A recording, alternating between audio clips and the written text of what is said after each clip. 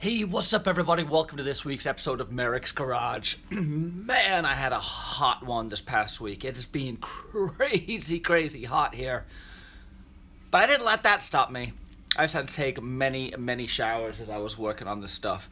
Getting geared up and all the protective gear to weld when it's like 110 in the garage is miserable. What are you gonna do? Anyway, let's take a walk around. I'll show you what got done.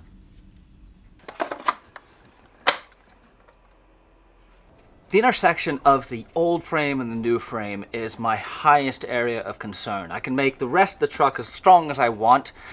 This is essentially the backbone, and where these two intersect is going to be critical. So I'm doing as much as I can in the frame in the garage of reinforcing, building it up, gusseting it, making it as strong as I can. But I got to make sure the front is up to matching it. So let me show you what I'm working with, where I think I'm going to cut, and kind of throw some ideas out there as to how I think I'm going to reinforce it. Looking underneath, you will see that I have my front links boxing this part of the frame, and then the custom cross member I built joining the two frame rails. What I think I'm going to be able to do is make a cut right here, leaving me 12 inches of engagement between the new frame and the old frame. This is a 6x2, which should allow the new frame, if I've measured correctly, to slide in and basically get sleeved by this guy. I can then wrap this with some plates or do what I need to do to make that strong. And then I think we should be good.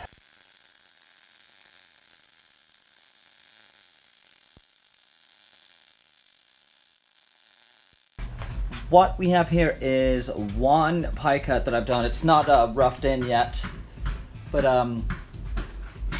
2 inches across.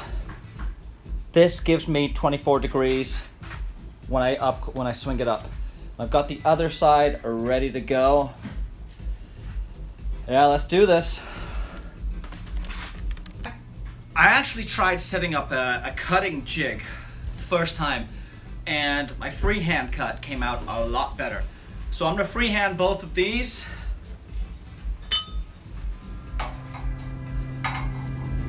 And hopefully we get one of these out of it. Let's talk more cut.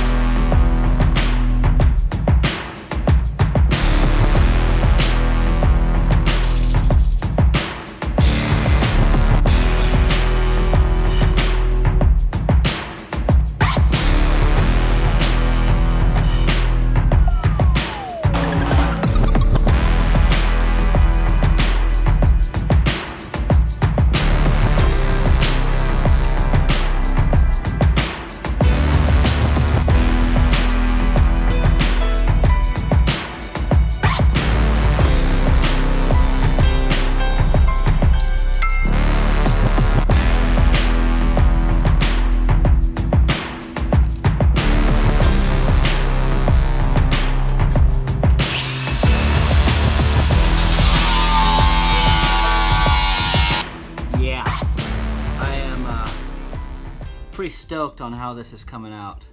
So that's what I got right here. That's the other side over there, you can see. So I'm looking at 23.2, and on t'other side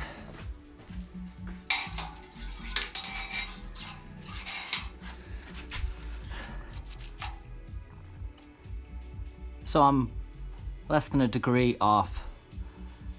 I'll take that. My immediate concern when building this was not going to be how I was going to do these. It's going to be, am I really going to be able to anticipate all the stress that this truck will be under with a 3-ton truck going off-road, 450 horsepower, 40-inch tires? It's going to be under a lot of load, and I'm not a structural engineer. I don't have any materials training, so everything that I'm learning on the internet and through trial and error. And I don't have a lot of room for error when it comes to a frame build. I can address areas of the frame that I know are going to be under high stress, where the shock towers mount, where I have done the pie cuts in the frame, where the links all connect. Those are obvious high stress areas. So I can reinforce, I can plate, I can put some heavy duty tubing connecting things like that. I can make sure my welds are great. What happens when that stress, because it can't get fully absorbed here, it gets transferred to another area that is a little bit weaker. Now, I don't know if that's actually happening or if I'm just thinking that up in my mind, but it is something that's always in the forefront of my mind when I'm putting stuff in somewhere. How can I make sure to cover all the bases for structural stress and not go completely crazy and end up making like a 6-ton frame? What I'm concerned about here is longitudinal loading. I'm not really worried about it flexing laterally. To accommodate for some of the flex laterally, I'm boxing the frame. Boxing it back here, boxing it down by the link brackets, but this is to stop the frame from collapsing. Whether that's a concern or not, I don't know, but I'm trying to accommodate for it. This is my old high steer tie rod. It's too short to serve as my tie rod now because I had to go back down on the knuckles. But it was such burly tubing that I couldn't just let it go to waste. So I cut the center section out, and it's now the centerpiece tying my link box together. The front brackets are going to be about right here on this new frame. I've left it long, so I've got plenty of steel to work with, but what my hypothetical plan at this point is, the frame cut is going to be here, it's going to slide down and engage right to here. So I should have about 12 inches of overlap. The force that I'm seeing from these is not being directed back into the frame, it's being directed up into the shocks because the rear geometry is a lot easier to fine tune and has a much broader area of forgiveness than the front do. I'm still working on where my axle is going to be. Currently the link lengths are 48 inches. That is bolt to bolt. That's rather long. That's going to push my wheelbase back 4 inches over where it is right now. It's currently at 107.5. That's going to put me in at 111. I think where I'm going to end up is at about 109. I plan on taking about 1 inch or 2 off of this tube before I burn in the nut. Bring in the axle forward 2 inches, which is still going to give me a stretched out wheelbase, but put that tire more in the center of that wheel arch so I'm not going to get any interference during bottom out or articulation. I'm confident with how the links box is starting to shape up. I've still got some measurements to do, but I think I know what direction I'm headed with that. Next step is going to be dialing in the shock hoops, what sort of angle that I'm going to have the shocks sitting at, if I'm going to inboard or outboard them. And then I hope to move into fueling and plumbing. I want to run all armored line, all up on top of the frame rail and make it as nice and neat as I can. I'm still on the fence as to what I'm going to do for fueling, if I'm going to go with a factory tank or if I'm going to try and build a tank that utilizes that giant space I have back there. That's still to be determined. I invite you guys to comment and give me suggestions down below. Keep in mind the LS motor does need a high flow fuel filter and fuel pump, and I do have a returnless system. So those are the considerations. I'm leaning towards a factory tank with maybe an air motive setup in there. I don't know. More food for thought. What I love about these projects is the opportunities they give me to really just kind of let my mind roam. But I find myself spending a lot of time just visualizing the way I want something to turn out.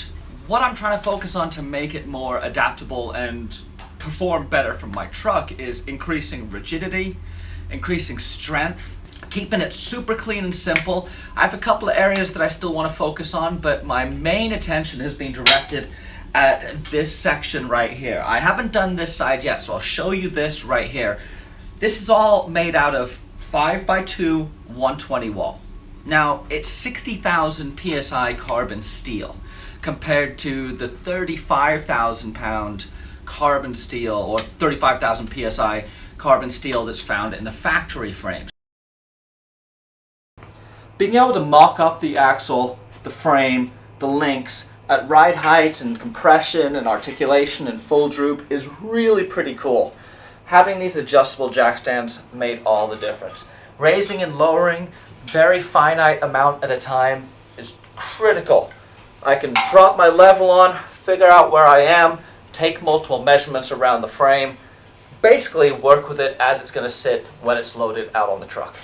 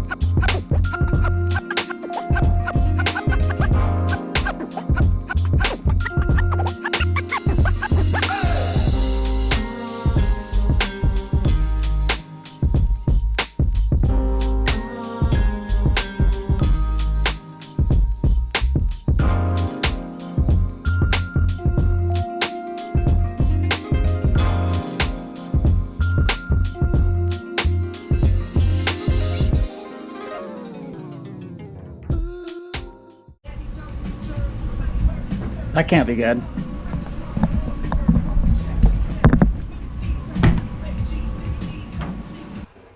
The links box is coming together. I hope to get that wrapped up and finalized here in the next few days and start working on the rear axle placement. Bump stop, shock hoops, how the shock hoops are going to tie into each other, and then we're going to work on how the frame is going to tie into the roll cage, because that's really going to add to the rigidity of the truck. That was a long, hard, hot weekend, but a lot of work got done, and I'm pleased with how it's coming together. I'm encouraged by how strong this is going to be. I think this cross member is a good place right here, and I think it's going to line up fairly well with the old frame. We'll see. Come back next week. Merricks Garage.